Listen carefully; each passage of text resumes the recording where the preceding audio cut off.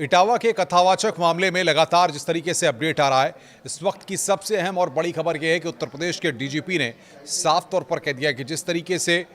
बवाल हुआ, जिस तरीके से हिंसा फैलाने की कोशिश की गई, उसकी भरपाई इन उपद्रवियों से ही की जाएगी। इसको लेकर के बाकायदा आदेश जारी कर दिए गए हैं और इटावा के पुलिस और प्रशासन के अधिकारियों को भी इसके निर्देश दिए गए हैं। दरअसल कथावाचक प्रकरण जिस तरीके से सियासी उबाल लेता जा रहा है, जिस तरीके से पहले इटावा से निकलकर लखनऊ में अखिलेश यादव ने इसको लेकर प्रेस कॉन्फ्रेंस की, उसके बाद तमाम कथावाचकों के जो बयान सामने आ रहे हैं वो भी अलग अलग तरह से इस पूरे मसले पर अपनी राय दे रहे हैं। लेकिन ये पूरा मसला जातिगत समीकरणों से ऊपर उठ करके अब सियासत के केंद्र बिंदु में आ चुका है। जाति को लेकर के जिस तरीके से सियासी उबाल इस पूरे मसले पर देखने को आया है, वो कहीं ना कहीं राजनीतिक दलों के लिए भी एक मुद्दा बन गया और इस मुद्दे को लेकर चाहे चंद्रशेखर की पार्टी हो, चाहे अखिलेश यादव की समाजवादी पार्टी हो या और भी दल जो हैं वो अपनी अपनी बातों को रख रहे हैं। वहीं साथ ही साथ आपको बता दें कि तमाम जो कथावाचक हैं वो अपनी जाति को लेकर के या उस पर प्रश्न चिन्ह खड़े करने को लेकर के सवाल खड़ा कर रहे हैं। और एक बात जो लगातार कही जा रही है वो ये कही जा रही है कि आखिर क्या सिर्फ किसी एक जाति का, किसी एक विशेष का ये प्रभाव है कि वही केवल कथा कर सकते हैं या और किसी समुदाय के लोग या और किसी जाति विशेष के लोग जो है वो कथा नहीं कर सकते हैं। इसको लेकर के अब तमाम तरह के रिएक्शंस और तमाम तरह की प्रतिक्रियाएं सामने आ रही हैं। लेकिन ये पूरा मामला इसलिए भी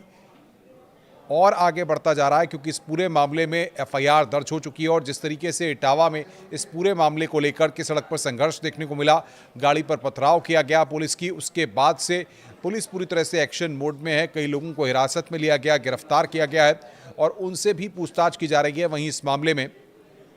जिस तरीके से पूरा घटनाक्रम सामने आया है उसके बाद से पुलिस ने ये भी साफ तौर पर कह दिया है कि जो भी नुकसान हुआ है या सरकारी संपत्ति को जो नुकसान पहुंचाया गया है उसकी भरपाई भी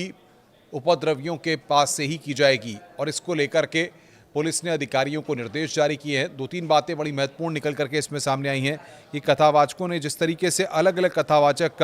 के जो रिएक्शन सामने आए हैं उसके बाद यहाँ पर ये माना जा रहा है कि जो चोटी काटना था उसको कई लोग अपमान मान रहे हैं। तो ये लोग कह रहे हैं कि जिस तरीके से छेड़छाड़ की गई उसको कई लोग जो है अपने ज़रिए से देख रहे हैं कि महिलाओं के साथ वहाँ पर छेड़छाड़ की गई। लेकिन 21 जून की वो तारीख है जब भगवत कथा की शुरुआत हुई थी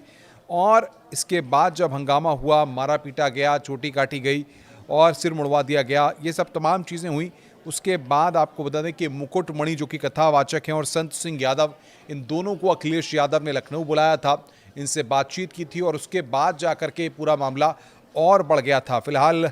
कार्रवाई करते हुए 4 कथावाचकों के साथ बदसलूकी करने वाले 5 लड़कों को इटावा पुलिस ने गिरफ्तार इस मामले में किया और इसके बाद यादव और ब्राह्मण वर्ग जो है वो पूरी तरह से आमने सामने आ गया है क्योंकि इस मामले में एफआईआर दर्ज हुई थी। लेकिन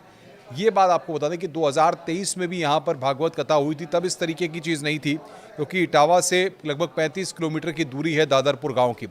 जहाँ का ये पूरा मामला है और वहाँ पर इस तरीके से मामला सामने आया था जो इस वक्त बहुत सुर्खियों में है और लगातार इस पर